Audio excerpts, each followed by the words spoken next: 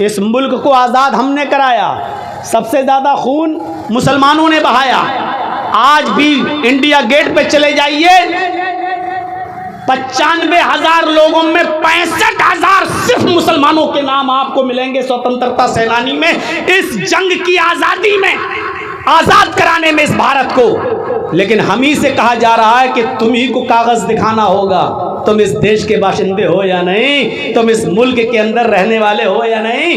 बिल्कुल वही षड्यंत्र, वही कैफियत। अल्लाह के रसूल और आपके साहबा उम्रा करने ही तो आ रहे थे, जो रोक दिया गया और नहीं करने दिया गया। और काफिरों ने कह दिया अगर मक्का में घुस जाए मोहम्मद और मोहम्मद के साथी तो उनको कत्ल कर दो और गर्दनें उड़ा दो। मैं पूछना चाहता हूं, क्या उम्रा करना गलत था? मक्के में अल्लाह के नबी और साहबा पैदा हुए, हम जहां पैदा हुए हम ही को वहां घुसने नहीं दिया जा रहा है, हम ही को वहां घुसने से मना किया जा रहा है। उस मंजर को आप सुनेंगे? हैं? सुनिए, आप सोचेंगे कि अल्लाह के रसूल ने इतना दबकर समझौता किया? आप तो बड़े बाप के बेटे हैं, आप समझौता कहां करेंगे? हम तो बड़े बाप की औलाद हैं, हमारी फित्र, हम तो खान हैं, हम तो पठान हैं, हम तो ऊंची कौम के में पैदा हुए हैं। डायलॉग देखो, सर कटाना गवारा है, सर झुकाना गवारा नहीं। अल्लाह के नबी भी अपने साहबा के साथ निकले थे, मदीने से चल चुके थे, हुदैबिया के मकाम पर पहुंच चुके थे। और यहाँ जितने लोग बैठे पूछिए, हज करने गए होंगे, उम्रा करने गए होंगे, हुदैबिया का मकाम देखा है? मैं भी सन 1914 में मैं भी 2014 में अपने वालिद साहब के साथ गया था हज करने के लिए और अपनी वालदा के साथ। मैं हुदैबिया के मकाम को देख चुका हूँ। मक्के से कोई 7 मील की दूरी पर बस मदीने से चले अल्लाह के रसूल और आपके सहाबा, जिसमें अबू बकर भी हैं, उमर भी हैं, हजरत अली भी हैं, बड़े बड़े सहाबा मौजूद हैं। ये काफिला मदीने से चला। आजकल की तरह ये ज़माना नहीं था कि मौलाना जलजी साहब पटना से 1 बजे दिन में वंदे भारत पे बैठे और शाम को 7 बजे आपके किशनगंज में उतर गए और जलसे में आके कहने की सफ़र बहुत लंबा था, बहुत थक चुका हूँ, तबीयत ख़राब है। ये वो दौर नहीं था।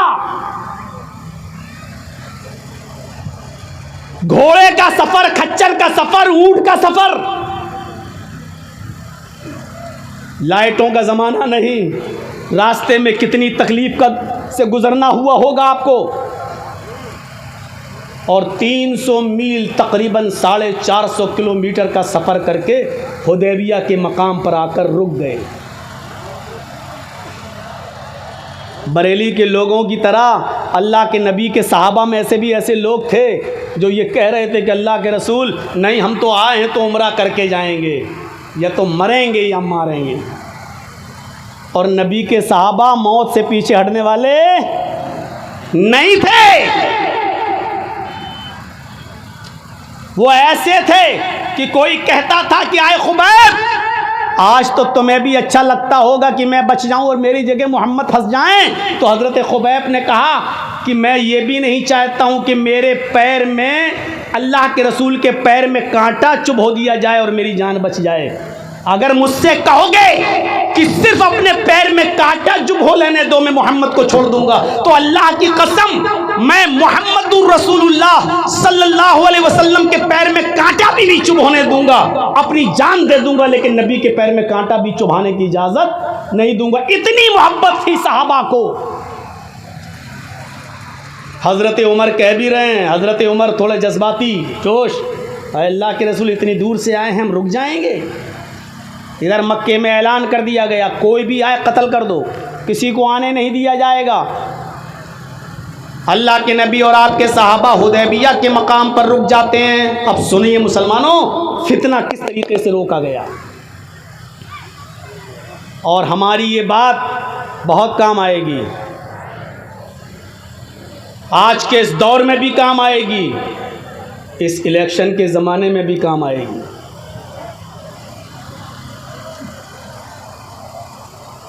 हम किसी पार्टी के एजेंट नहीं हैं, ना हम किसी पार्टी का प्रचार करने आए हैं।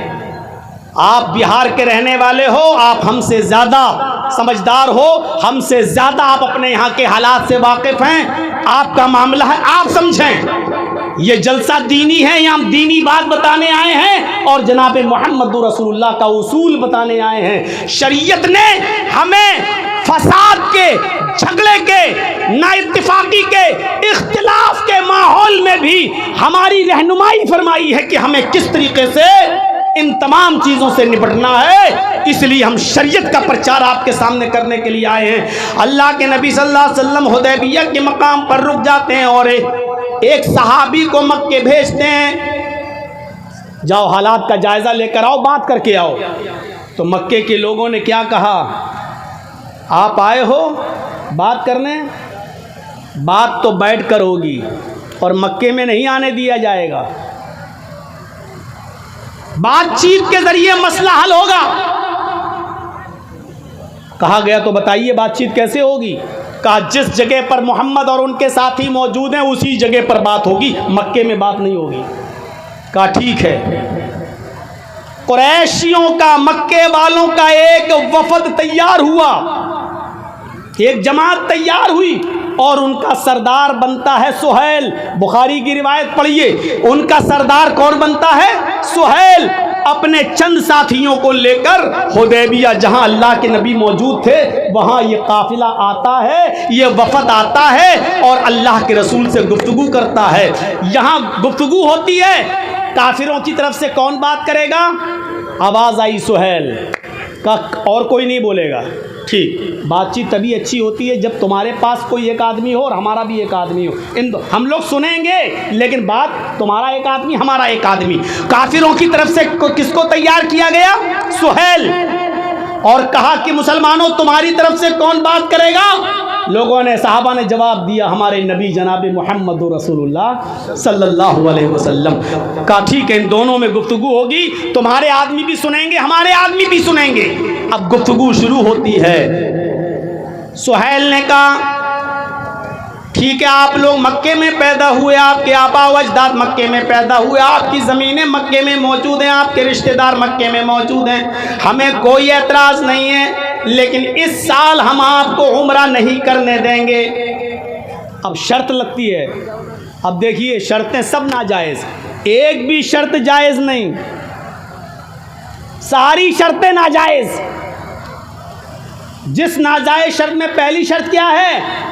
आप मदीने से यहाँ तक आए हैं, अब यहाँ से वापस लौट कर मदीने चले जाओ। ये नहीं कहा अब आ ही गए हो तो उम्रा कर लो, ये नहीं कहा। इस साल आपको वापस जाना होगा, आप और आपके सारे साथियों को वापस जाना होगा। हम आपको इस साल उम्रा नहीं करने देंगे, आइंदा साल आप और आपके सहाबा आ सकते हो। पहली शर्त यह है कि इस साल वापस जाओ। मंजूर है तो लिखो। मोहम्मद रसूलुल्लाह सल्लल्लाहु अलैहि वसल्लम ने जिद नहीं की। आपने फरमाया सुहैल मुझे तुम्हारी ये शर्त मंजूर है, चलो इस साल हम वापस चले जाते हैं, नहीं करेंगे उम्रा, लेकिन अगली साल तो आ सकते हैं, आइंदा साल नेक्स्ट ईयर तो आ सकते हैं। सुहैल ने कहा नेक्स्ट ईयर, अगली साल आपको आने की इजाज़त है, इस साल नहीं। पहली शर्त लिख ली गई, इस साल वापस जाएंगे, इस साल उम्रा नहीं करने दिया जाएगा। ठीक है, पहली शर्त तय हो गई। दूसरी शर्त काफिरों ने लगाई।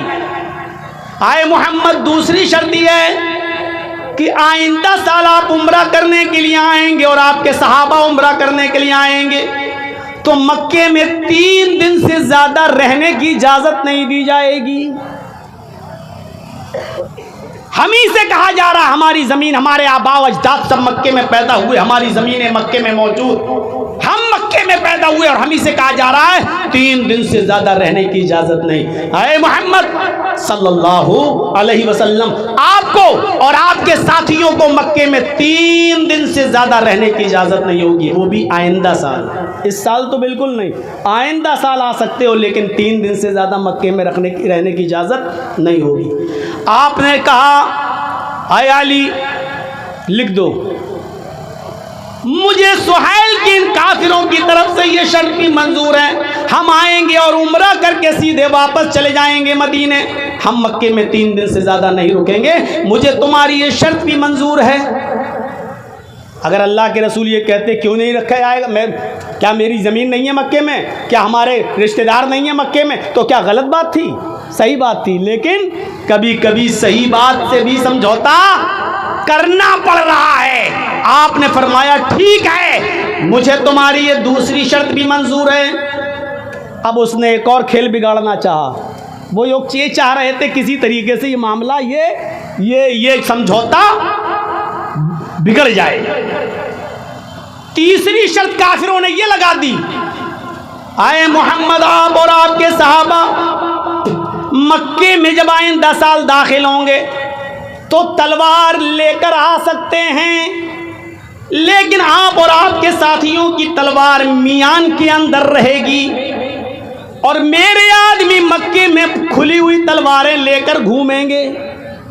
कितनी नाजायज शर्त, कितनी नाजायज शर्त। मेरे आदमी मक्के में खुली हुई नंगी तलवारें लेकर घूमेंगे, लेकिन आप और आपके साहबा तलवार तो ला सकते हो, लेकिन तलवार मियान के अंदर रहेगी। अल्लाह के नबी ने इस समझौते पर भी साइन किए, तस्लीम करते हुए फरमाया, आए सुहैल हम लड़ने के इरादे से आएंगे ही नहीं, इसलिए हमें तुम्हारी ये शर्त भी मंजूर है, हम अपनी तलवारें मियान में रखेंगे, तुम अपनी तलवारें खुली हुई लेकर घूमना, हमें कोई मतलब नहीं है, हमारा इरादा लड़ने का होगा ही नहीं, हम तो उम्रा करने आएंगे और चले जाएंगे। तीसरी शर्त भी मान ली। आज एक मामूली आदमी नहीं मान सकता, पंचायत बैठ भी जाए तब भी कहते पंचों का फैसला सर आंखों पर, लेकिन परनाला मेरा यहीं बहेगा। हम बड़े बाप के बेटे हैं। मेरे भाइयों, तीसरी शर्त वो भी मान ली। हजरत उमर ऐसे देख भी रहे हैं, ये क्या कर रहे हैं अल्लाह के रसूल। वो हजरत उमर जिनकी तलवार जल्दी जल्दी मियान से निकलती थी, जिनकी अदालत में कत्ल से नीचे कोई सज़ा थी ही नहीं, लेकिन अल्लाह के रसूल जब शर्तें मान रहे हैं तो उमर फारूक कैसे बोल रहे हैं, ठीक है मंजूर है, समझौता हो गया। अब चौथी शर्त एक और लगा दी। थोड़ा सा पंखा इधर भी कर दीजिए भाई, थोड़ा सा, पता नहीं अक्टूबर का लास्ट है, फिर भी तो सर्दी थोड़ी पड़ना चाहिए, लेकिन आज बहुत गर्मी लग रही है। तो मेरे भाइयों सुनिएगा, बहुत दिलचस्प बात, चौथी एक और शर्त लगा दी। किसी तरीके से तो मामला बिगड़े, और अल्लाह के रसूल बिगड़ने नहीं दे रहे हैं। उन्होंने चौथी शर्त लगाई है, मोहम्मद हाँ एक शर्त और है। आपने कहा अब क्या है? कहा एक शर्त और है। कहा क्या? कि अगर मेरा कोई काफिर आदमी, मेरा कोई मक्के से आदमी अगर भागकर मदीने जाएगा और आप लोग अगर उसको पकड़ लेते हैं तो मेरा आदमी आपको वापस करना होगा, मेरा आदमी आपको लौटाना पड़ेगा। अगर कोई आदमी मक्के से भागकर मदीना जाता और आप गिरफ्तार कर लेते हैं तो मैं जब चाहूं अपना आदमी ले सकता हूं, मेरा आदमी आपको वापस करना होगा। और आपका आदमी अगर मदीने से भागकर मक्के आया और हमने पकड़ लिया तो हम आपके आदमी को वापस नहीं करेंगे। आज के इस दौर में ये समझौता कोई कर सकता है? कोई तहरीक, कोई तंजीम, कोई गिरोह, और साथ में जोड़ दो कोई पार्टी, कोई खानदान, कोई नस्ल, इतना गिरकर कोई समझौता कर सकता है? मेरा आदमी अगर भागकर मक्के से मदीना आएगा तो आपको वापस करना होगा, लेकिन आपका आदमी अगर भागकर मक्के से मदीने से मक्का आएगा तो हम वापस नहीं करेंगे। अल्लाह के नबी जनाब मोहम्मद रसूलुल्लाह सल्लल्लाहु अलैहि वसल्लम फरमाते हैं, आए सुहैल मुझे तेरी ये शर्त भी मंजूर है। हजरत उमर ने कहा, अल्लाह के नबी ये शर्त? मेरा आदमी ये वापस नहीं करेंगे और इनका आदमी मैं वापस करूं। अल्लाह के नबी ने फरमाया, आए उमर तुम नहीं जानते हो, जो मेरा हो जाता है वो जाने का नाम भी नहीं लेता। मेरा तो कोई आदमी जाएगा ही नहीं, और इनका अगर कोई आ भी जाएगा तो मेरे पास चंद दिन रहकर ऐसा अखलाक को किरदार देखकर ऐसा हो जाएगा कि जाने के बाद भी वो मेरा ही रहेगा। मुझे आए सुहेल तेरी ये शर्त भी मंजूर है, ये भी मंजूर कर लिया और लिख दिया गया मोहम्मदुर रसूलुल्लाह को ये समझौता मंजूर है। सुहेल से कहा कि तुम भी दस्तखत कर दो।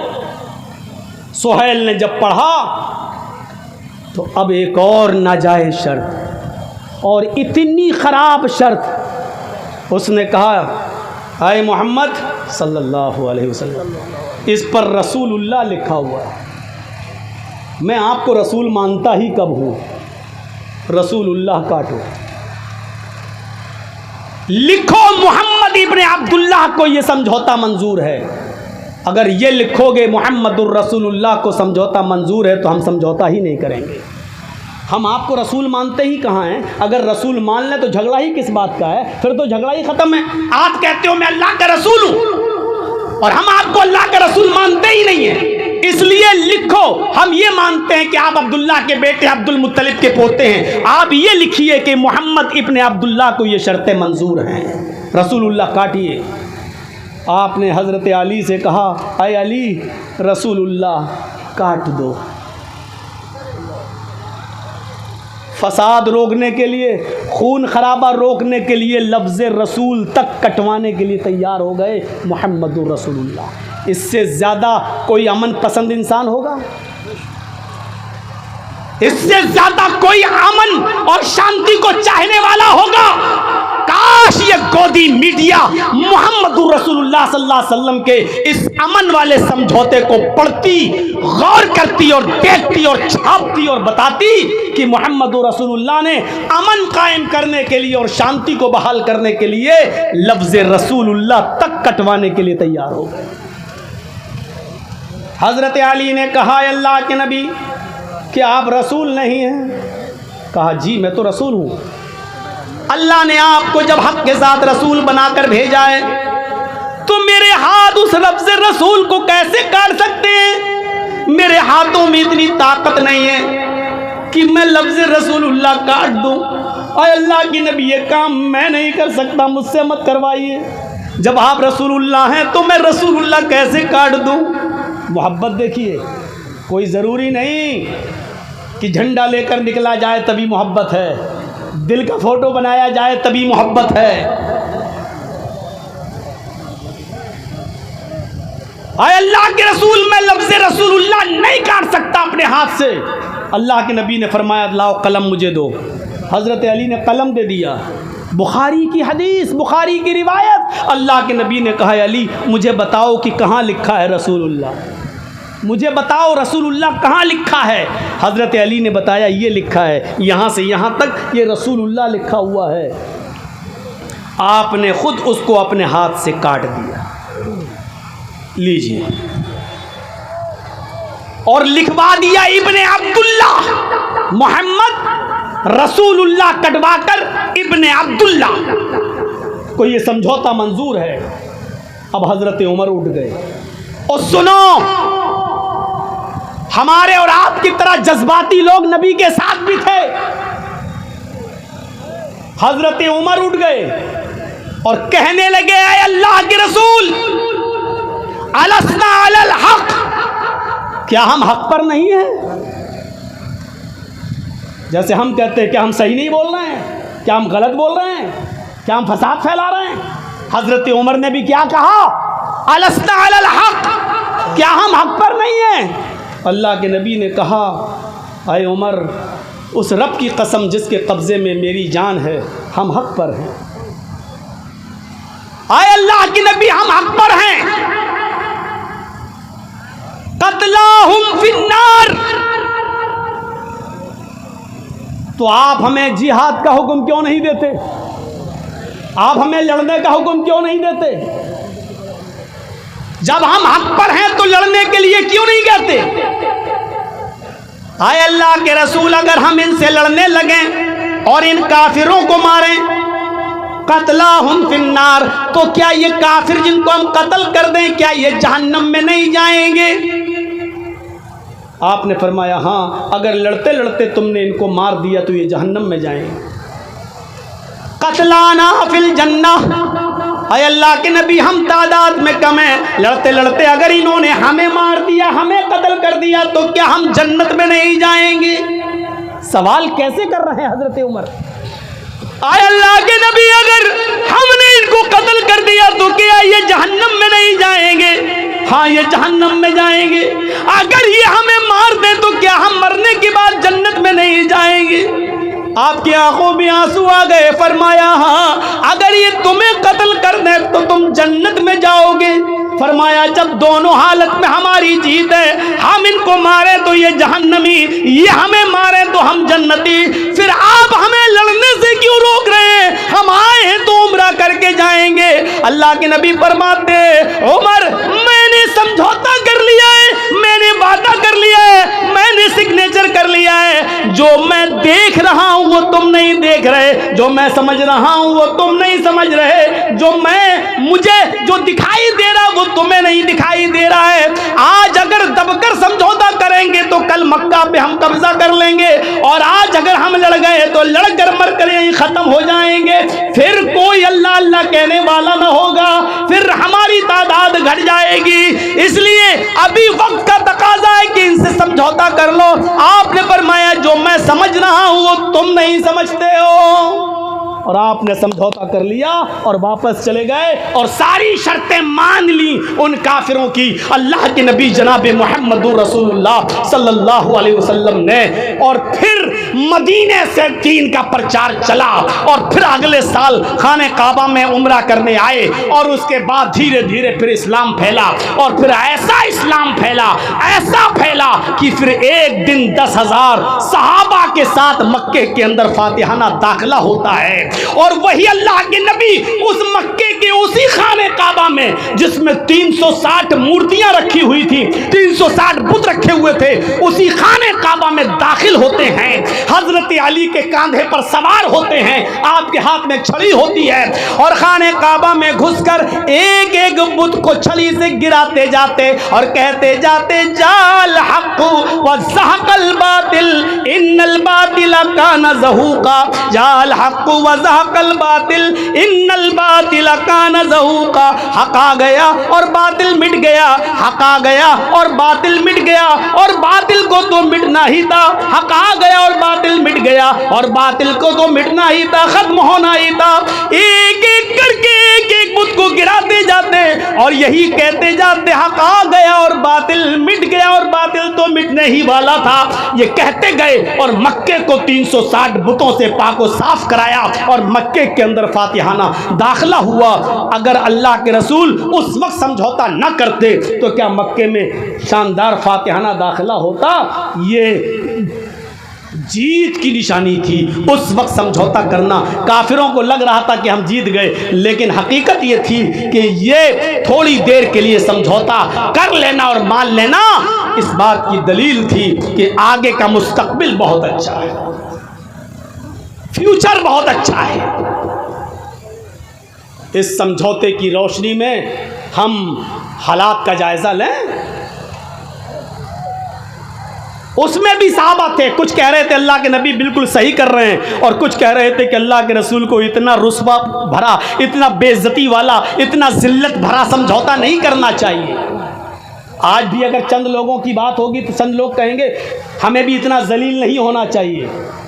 आज भी अगर मशवरे दोगे तो आज भी कुछ लोग कहेंगे क्या हम लोग जिंदगी भर यही करते रहें, क्या हम लोग जिंदगी भर यही करते रहें, क्या हम लोग जिंदगी भर जलील होते रहें। आज भी मेरे भाइयों हमारे समाज और सोसाइटी में मशवरे करेंगे तो ये कहने वाले भी लोग मौजूद होंगे, लेकिन सोचिए और गौर कीजिए, आज इस्लाम की कोई इबादत मुझे ऐसी बताओ जिसमें इज्तिमाइयत ना हो। आज कहाँ चली गई हमारे दरमियान से इज्तिमाइयत?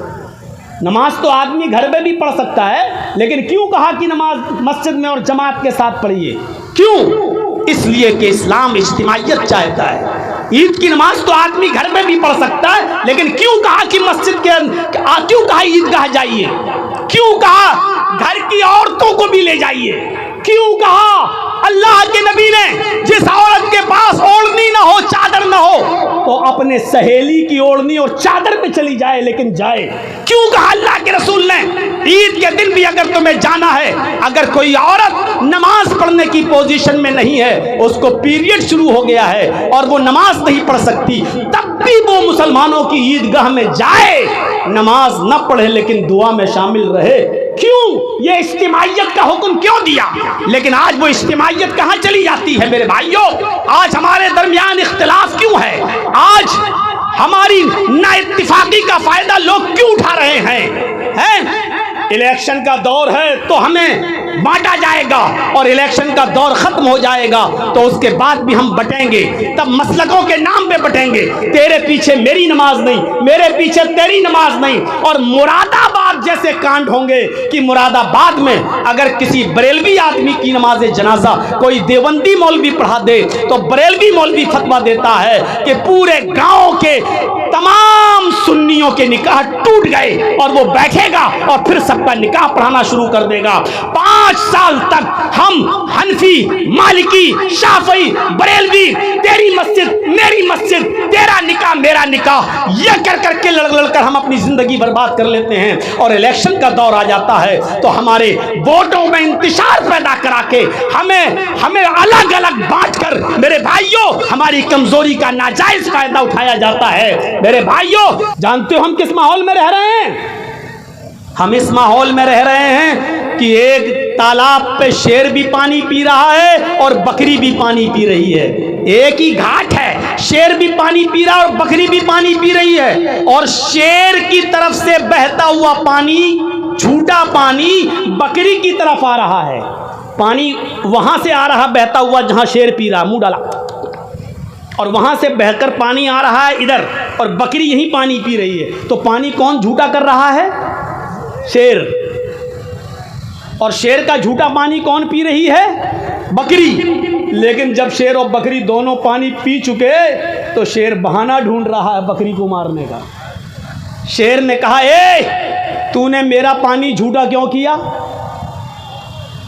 तो बकरी ने कहा, रे जंगल के राजा, मैंने कहा पानी झूठा किया?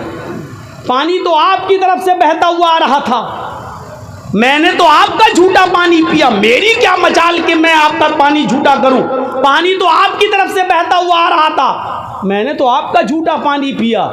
शेर ने कहा, अच्छा तो तू मुझसे जबान भी चलाती है, मेरे सामने जबान भी खोलती है, तुझे बोलना भी आता है? शेर उठा और उसने बकरी को फाड़ दिया और टुकड़े टुकड़े कर दिया और खा गया। यानी इतना भी कहने का हक नहीं है कि मैं अपनी सफाई पेश कर सकूं। हम उस माहौल में रह रहे हैं। वही उत्तर प्रदेश जहां कभी प्रोग्राम खत्म नहीं होते थे, आज मस्जिद में भी अगर प्रोग्राम मुझे करना होता है तो परमिशन लेना पड़ती है, और जहां मौलाना जर्जीस का नाम आ जाए LIU रिपोर्ट दे देता है कि नहीं, फसाद फैल सकता है, फितना फैल सकता है। हम अपनी मस्जिद में भी माइक खोलकर हम तकरीर नहीं कर सकते हैं। इस माहौल में हम और आप रह रहे हैं, और आप यहां सोच रहे हैं कि हमारा कौन? इस मौके पर मेरे भाइयों, हम तो पहले ही कहते हैं, और हम हर जलसे में मैंने ये बात कही है कि हमारा कोई रहबर नहीं, कोई रहनुमा नहीं, सब अपना अपना उल्लू सीधा कर रहे हैं। सब मुसलमानों का वोट लेना चाहते हैं और मुसलमानों को देना कोई कुछ नहीं चाहता है। यह अलग बात है कि कोई कम नुकसानदेह है, कोई ज्यादा नुकसानदेह है। इसलिए मेरे प्यारे भाइयों, हमें और आपको बड़ी दूरअंदेशी से, हिकमत से और बड़ी होशियारी से काम करने की जरूरत है। मैं जानता हूं हो सकता है कि इस तकरीर के बाद भी मैं घर पहुंचूं और घर पहुंचने से पहले कोई नोटिस मेरे घर आ जाए।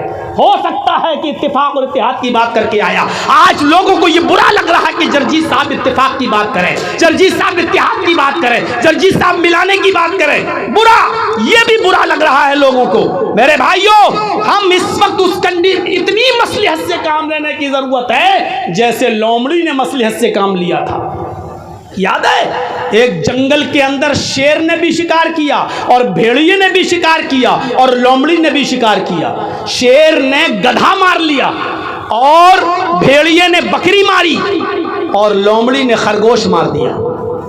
अब शेर ने पूछा कि मैंने गधा मारा, भेड़िए ने बकरी मारी, लोमड़ी ने खरगोश मारा, तीनों जानवर मरे पड़े हैं। अब शेर ने भेड़िए से कहा कि भेड़िया समझते हैं ना, शेर ने भेड़िए से कहा, भेड़िए फैसला करो कि कौन सा जानवर कौन खाएगा। सबने मेहनत की है, फैसला करो कौन सा जानवर कौन खाएगा। भेड़िया शेर की बात को समझ नहीं पाया, शेर के इरादे को समझ नहीं पाया। और मैं शेर किसको कह रहा हूं ये आप समझ जाइए,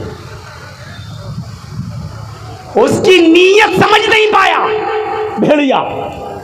तो भेड़िए ने कहा कि साहब ये तो बहुत आसान है। कहा क्या आसान है? कहा कि आपने गधा मारा है, ये बड़ा जानवर है, आप खा लीजिए। भेड़िए ने कहा, फैसला किया, और मैंने बकरी मारी है तो मैं बकरी खा लेता हूं, और लोमड़ी ने खरगोश मारा है, लोमड़ी खरगोश खा लेती है। शेर ने कहा इधर आ, इधर आ, इधर आ। उनको लाया, पकड़ा और गर्दन दबाई और फाड़ दिया। कमीना, ये फैसला करता है? ये फैसला है तेरा? ये कौन सा फैसला है? तुम गधा खा लो, मैं बकरी खा लूंगा। लोमड़ी ने खरगोश मारा, लोमड़ी खरगोश खा लेगी। जबकि फैसला बिल्कुल सही था, फैसला गलत नहीं था, सही था, लेकिन उसकी नीयत नहीं समझ पाया भेड़िया। शेर ने उसको फाड़ दिया, खा दिया। अब लोमड़ी से कहा, कमीना फैसला करना नहीं आता है, भेड़िया भेड़िया ही रहेगा, तुम बताओ। अब लोमड़ी से कहा कि तुम बताओ कौन सा जानवर कौन खाएगा, तुम अच्छी तरीके से फैसला कर लोगी, बताओ। लोमड़ी मौके की नज़ाकत को समझ गई। लोमड़ी ने कहा बिल्कुल बेवकूफ़ था, पागल था, कमीने को फैसला ही करने नहीं आया। अरे जंगल के राजा, ये 4 जानवर जो मरे पड़े हैं चारों आपके हैं। सुबह उठिए गधा खा लीजिए, दोपहर में आप बकरी खा लीजिए, शाम के टाइम पर आप भेड़िया भी खा लीजिए, और रात में आप खरगोश भी खा लीजिए। आप जंगल के राजा हैं, ये आप नहीं खाएंगे तो कौन खाएगा? इस कमीने को फैसला करना नहीं आता है। ये चारों जानवर आपके हैं, आप खा लीजिए। भेड़िए ने कह दिलाओ, शाबाश, तू बहुत अच्छा फैसला करती है, बहुत एक्सपर्ट है फैसला करने में, बड़ी माहिर है तू फैसला करने में। अब शेर ने लोमड़ी से पूछा, इतना अच्छा फैसला करना तूने कहाँ से सीखा? लोमड़ी ने कहा, इसी भेड़िए से सीखा। लोमड़ी ने बहुत अच्छा जवाब दिया। लोमड़ी ने कहा, इसी भेड़िए से सीखा है। जबकि लोमड़ी का फैसला गलत था, लेकिन मसलहत का तकाजा ये था, अपने आप को बचाना था, इसलिए उसने क्या फैसला किया? सुबह गधा खा लो, दोपहर में बकरी खा लो, असर के टाइम पे, शाम के टाइम पे भेड़िया खा लो, और शाम को जब सोने चलो तो खरगोश भी खा लो, चारों जानवर आप। शेर ने कहा, वाह क्या बेहतरीन फैसला किया है, वाकई तू बहुत अच्छा फैसला करना जानती है, ये कहाँ से सीखा? कहने लगी, आप भेड़िए से सीखा है, भेड़िए से। कमीना, सच्ची बात न कहता तो आज ये हाल ना होता, मर गया। तो मसलहत अपना कर अपने आप को बचा लेना और हालात का इंतज़ार करना।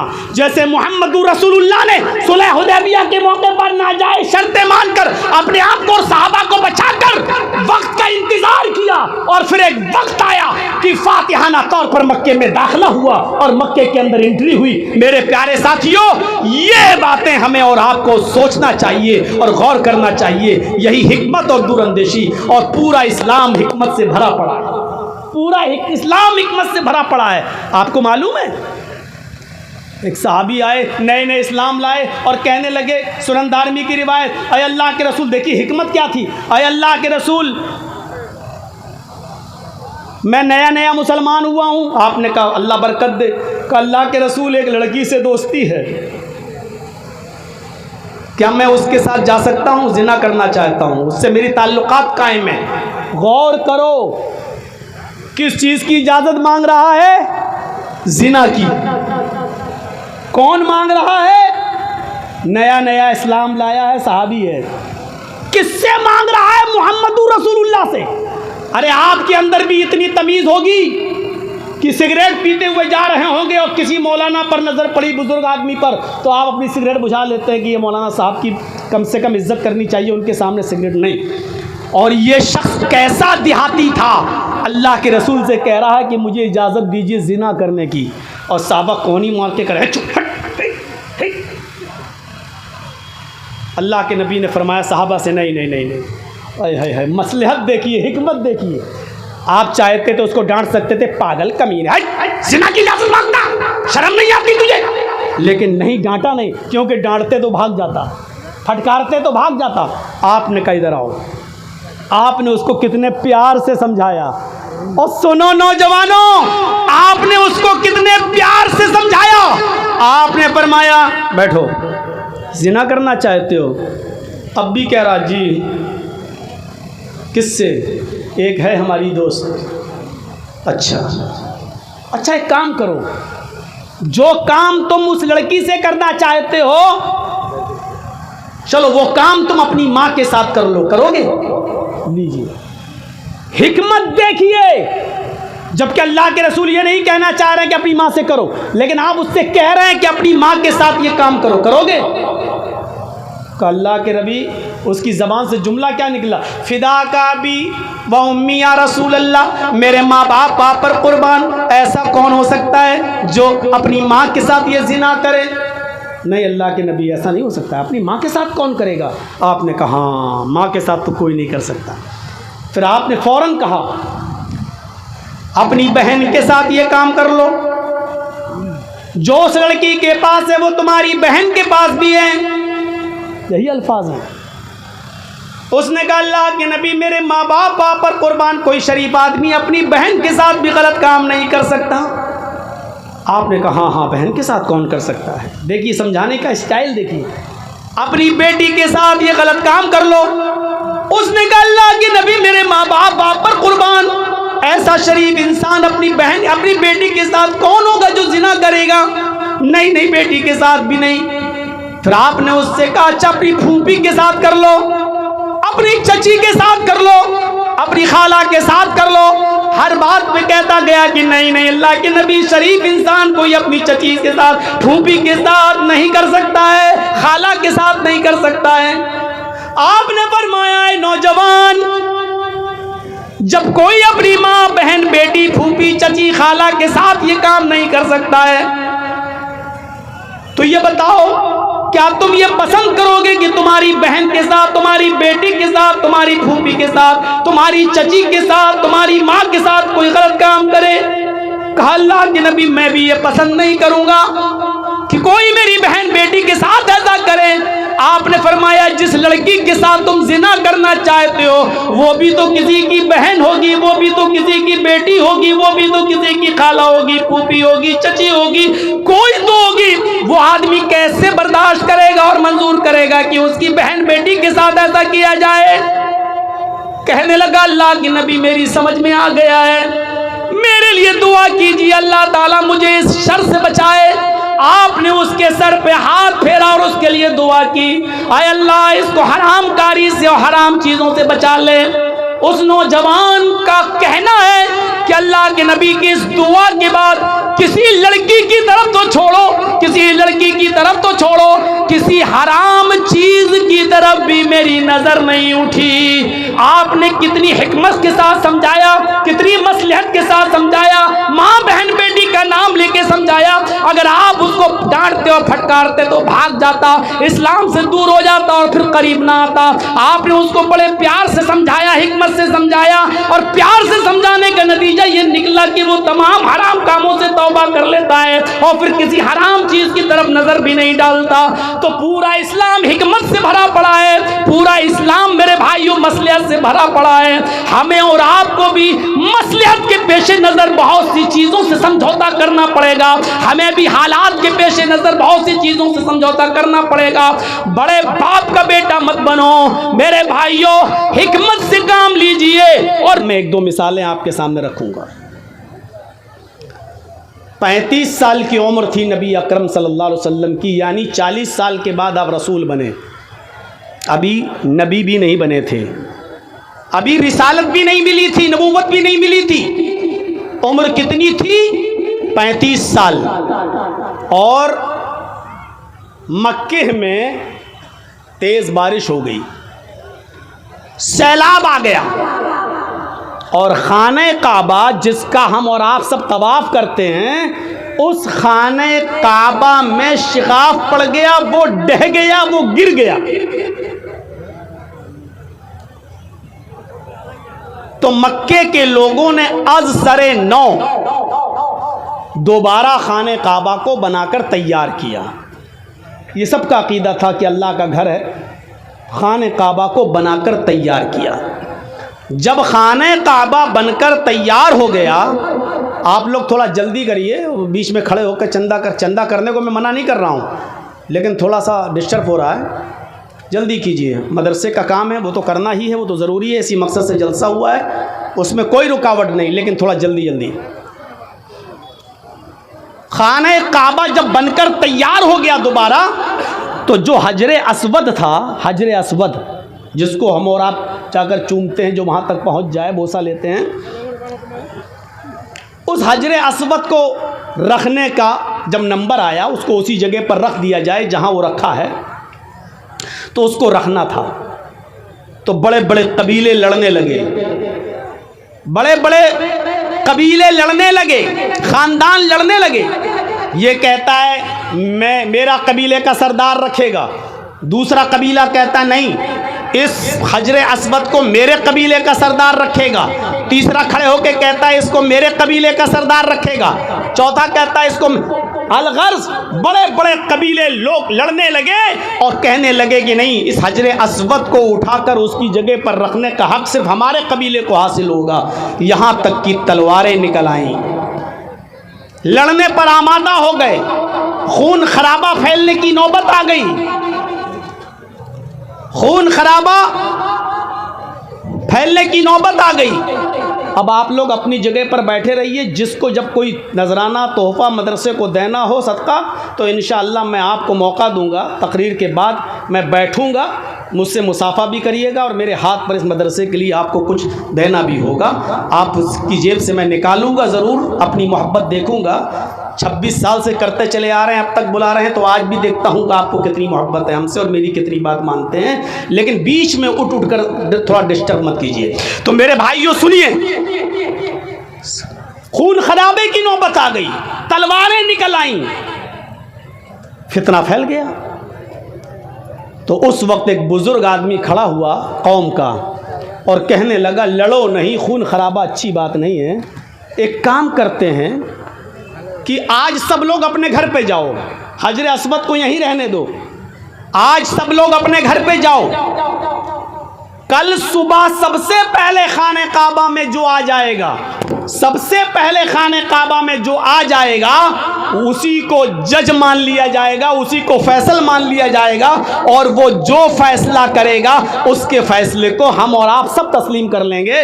वही जज होगा, वो जो फैसला करेगा उसका फैसला माना जाएगा। सब लोग इस बात पर मुत्तफिक हो गए कि हाँ चलिए, कल सबसे पहले जो खाने काबा में आएगा वो जज होगा, और वो जो फैसला करेगा उसका फैसला सब मान लेंगे। तो हर आदमी को ये उम्मीद थी कि सबसे पहले मैं ही आऊँगा, हम सोएंगे ही नहीं आज रात में, सबसे पहले हम ही आएंगे खाने काबा में। तो सब लोग जाकर अपने अपने बिस्तर पर बैठ गए, बातें करने लगे। मुहम्मदुर रसूलुल्लाह, जो अभी तक मोहम्मद इब्न अब्दुल्ला हैं, वो भी आए और आप अपने घर में आकर लेट गए, आराम करने लगे। जो जल्दी सोता है अमूमन वो जल्दी उठ जाता है, और कभी कभी रात भर जागने के चक्कर में आदमी को बिल्कुल, जब रात की जवानी होती है तो आदमी की आंख लग जाती है। स्टेशन पर बैठे हैं, 12 बजे से बैठे इंतज़ार कर रहे हैं, पता चला गाड़ी 2:30 बजे आएगी, फिर वो 3 बजे आएगी, फिर 3:30, अचानक आंख लग गई, पता चला गाड़ी आई और चली भी गई और हम बैठे रह गए। जो लोग आए वो रात भर जागते रहे, लेकिन ऐन मौके पर जब सुबह होने वाली हुई तो उनकी आंख लग गई। और मोहम्मद इब्न अब्दुल्ला आते ही सो गए थे, इसलिए सुबह जल्दी उठ गए और खाने काबा में सबसे पहले पहुंच गए। अब जब इन लोगों की आंख खुली, ये लोग भागते हुए जब पहुंचे खाने काबा, तो क्या देखते हैं कि खाने काबा का दरवाजा खुला हुआ है। और जब ये लोग अंदर पहुंचते हैं काफिरीन मक्का, तो क्या देखते हैं, मोहम्मद इब्न अब्दुल्ला पहले से मौजूद हैं। तो जानते हो इन सब की जबान से क्या जुमला निकला? जैसे ही इन लोगों ने मोहम्मद इब्न अब्दुल्ला को देखा तो इनकी जबान से जो जुमला निकला वो जुमला ये था, क़द जाअनल अमीन क़द जाअनस सादिक़, हमारे पास अमानतदार आ गया, हमारे पास एक सच्चा इंसान आ गया। मुझे थोड़ा डर लग रहा है, ये लाइट आंख मार रही है, डीजल कहीं ख़त्म होने वाला ना हो। थोड़ा पहले से बोल के रखिए, नहीं तो फिर एकदम अंधेरा हो जाएगा, फिर लोगों को बीड़ी और सिगरेट पीने का मौका मिल जाएगा।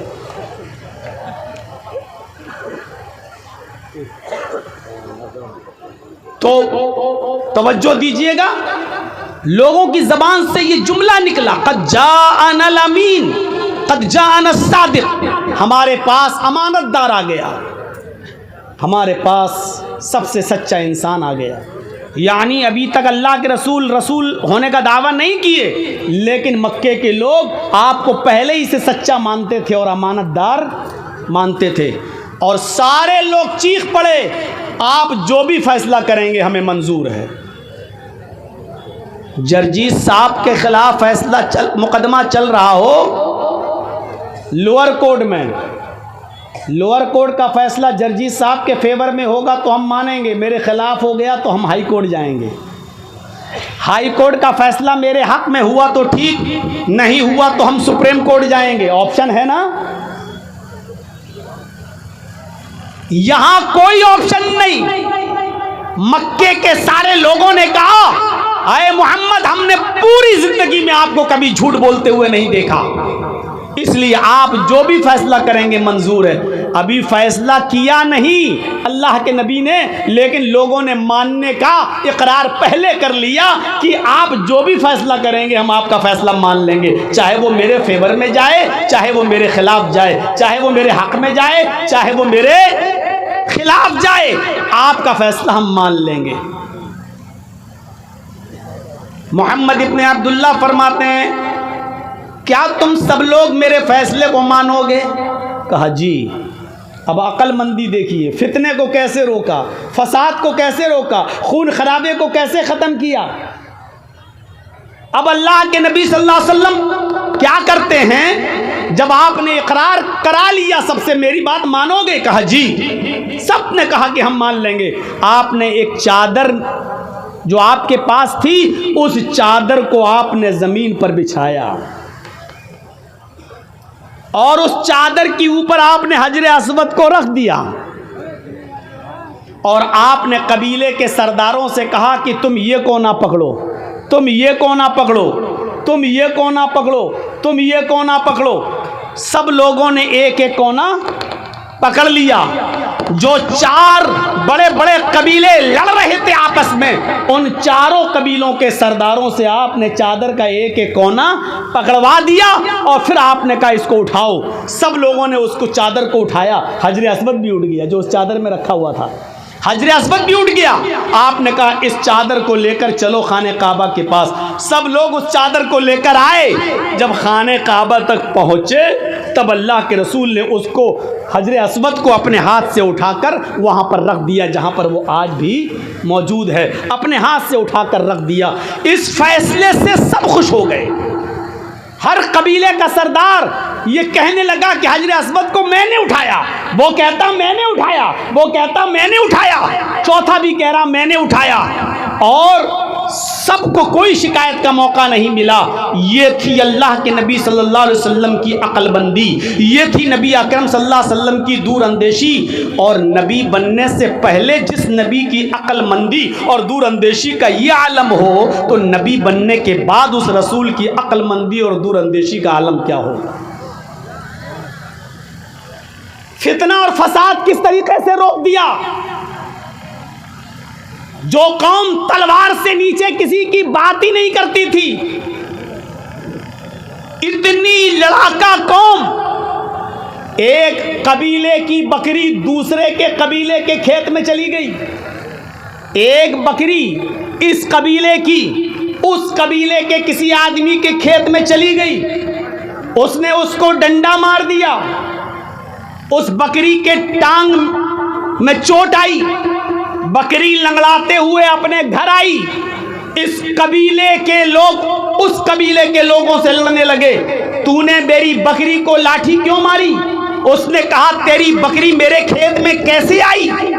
बकरी तो बच गई, लेकिन दोनों कबीले मेरे भाइयों लड़ाई लड़ते हैं तो ये लड़ाई 27 साल तक चलती रहती है और रुकने का नाम नहीं लेती। आप अंदाजा लगाएंगे कितनी खतरनाक कौम थी ये। बकरी नहीं मरी, बकरी की सिर्फ टांग टूटी, लेकिन दोनों कबीलों में जब लड़ाई हुई तो ये लड़ाई 27 साल तक चलती रही। और 27 साल के बाद जब आपस में मिलन होता है, मुलाकात होती है, दोनों कबीलों को मिलाया जाता है, उस वक्त दोनों कबीलों के अफराद के मरने वालों की तादाद गिनी जाती है, तो पता चलता है कि दोनों कबीलों के तकरीबन 40,000 अफराद अब तक मर चुके हैं। एक बकरी के चारा खाने की वजह से। कितनी खतरनाक कौम थी। इस कौम को इंसान बनाया मोहम्मदुर रसूलुल्लाह सल्लल्लाहु अलैहि वसल्लम ने। वज़कुरू निअमतल्लाहि अलैकुम इज़ कुंतुम आदाअन फ़अल्लफ़ बैन क़ुलूबिकुम फ़अस्बहतुम बिनिअमतिही इख़वाना। तुम अल्लाह की उस नेमत को याद करो जो उसने तुम्हारे ऊपर बर्पा की, जो उसने तुम्हारे ऊपर नाफिज की, जो उसने तुम्हारे ऊपर बरसाई। इज़ कुंतुम आदाअन, आपस में तुम एक दूसरे के दुश्मन थे, आपस में तुम एक दूसरे के हरीफ थे, आपस में तुम एक दूसरे के दुश्मन थे।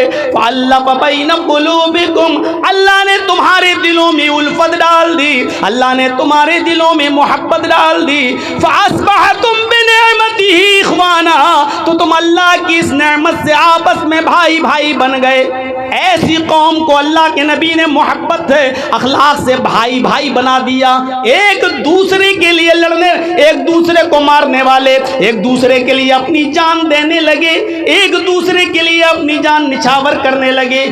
ऐसा भाई बना दिया मोहम्मदुर रसूलुल्लाह सल्लल्लाहु अलैहि वसल्लम ने। इसलिए हमें और आपको ये देखना है कि मौका और महल क्या है। हर सही बात हर वक्त नहीं बोली जाती, हर सही काम हर वक्त नहीं किया जाता, यह भी सुन लीजिए। वक्त और मौके की नजाकत को देखकर शरीयत उसमें भी हमारी रहनुमाई करती है। जो कुरान की आयत मैंने आपके सामने अभी तिलावत की है सूरह बकरा के दूसरे रुकू से, उस आयत के अंदर अल्लाह तबारक व तआला ने मुनाफिकों की एक निशानी बताई है। एक अलामत बताई है और ये बताया है कि मुनाफिक की पहचान क्या है। इज़ा क़ील लहुम ला तुफ़सिदू फ़िल अर्ज़, मुनाफिक को आप कैसे पहचानेंगे? बहुत सी अलामतें हैं, लेकिन यहाँ मैं एक अलामत बतला रहा हूँ आपको कि जब उनसे कहा जाता है कि ज़मीन में फसाद मत फैलाओ, ज़मीन में फसाद बर्पा मत करो, तो मुनाफिक आदमी झट से ये जवाब देता है, इन्नमा नहनु मुस्लिहून, हम तो इस्लाह कर रहे हैं, हम फसादी नहीं हैं। अभी जर्जीत साहब से कहिए कि जर्जीत साहब आप ये मत बोलना, वो मत बोलना, इस पे तक़रीर मत करना, आप आए हो तो ये मत कहना, वो मत कहना, और सीधे सीधे दीन की बात बताकर आप चले जाइए। जर्जीत साहब झट से कहेंगे, क्यों? मैं जो बोल रहा हूँ या बोलता हूँ वो कोई चीज़ गलत है क्या? क्या मैं सच नहीं बोलता हूँ? क्या मैं हक बात नहीं कहता हूँ?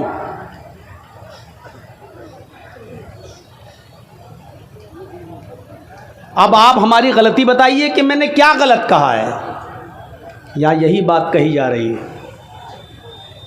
हक बात बोलना गलत नहीं है,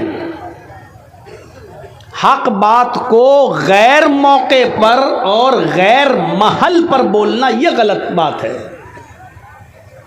जिस वक्त जिस चीज़ की ज़रूरत हो उस वक्त वो बात बोली जाए तो ठीक है।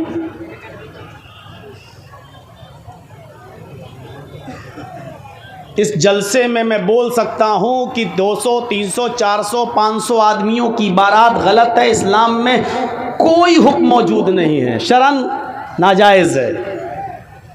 हम इस जलसे में बोल सकते हैं, जुमे के खुतबे में बोल सकते हैं कि किसी भी लड़की वाले के यहाँ खाना खाने की कोई शरई दलील नहीं मिलती कि लड़की वाले के यहाँ खाना खाया जाए, और लड़की का बाप भी मेहमानों को अपने घर बुलाकर उनको खाना खिलाए और बेहतरीन से बेहतरीन डिशेस बनाकर खिलाए। शरीयत में लड़की वाले के लिए खिलाने की कोई जिम्मेदारी नहीं, वलीमा है जो लड़के के ऊपर और लड़के के वालों पर फर्ज ज़रूरी है कि वो करें। औलिम वलो बिशातिन, अगरचे एक बकरी ही क्यों ना हो लेकिन वलीमा करो, वलीमा है, लेकिन लड़की वाले के यहाँ नहीं। इस जलसे में मैं बोल रहा हूँ ठीक है, जुमे के खुतबे में बोल रहा हूँ ठीक है, लेकिन जर्जीत साहब को आपने बारात की दावत देती और जर्जीत साहब को निकाह पढ़ाना है, बाराती भी आ गए हैं, बारात भी पहुंच गई है, पंडाल भी लग गया है, मैरिज होम भी लगा है, लाइटें भी जल रही हैं, 400-500 आदमियों की बारात भी आ गई है।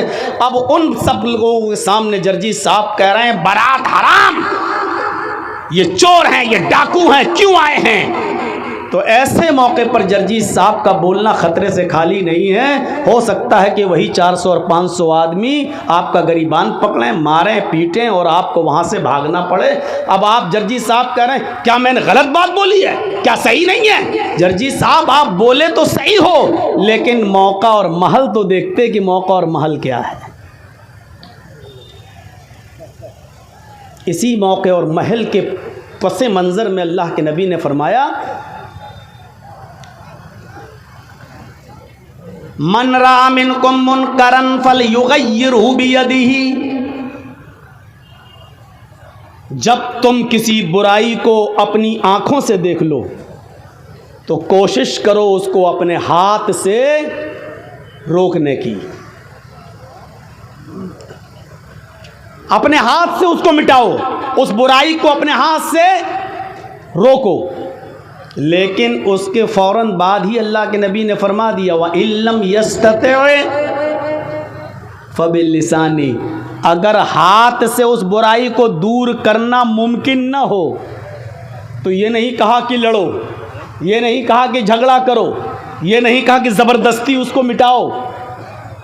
अगर हाथ से किसी बुराई को रोकने में फितना फैल सकता है, फसाद बर्पा हो सकता है, लड़ाई हो सकती है, झगड़ा हो सकता है, तो तुम वहाँ उस बुराई को हाथ से मत रोको, फबिलिसानी ही, अपनी ज़बान से मना करो। लेकिन कभी कभी ज़बान चलाना भी बड़ा मुश्किल हो जाता है,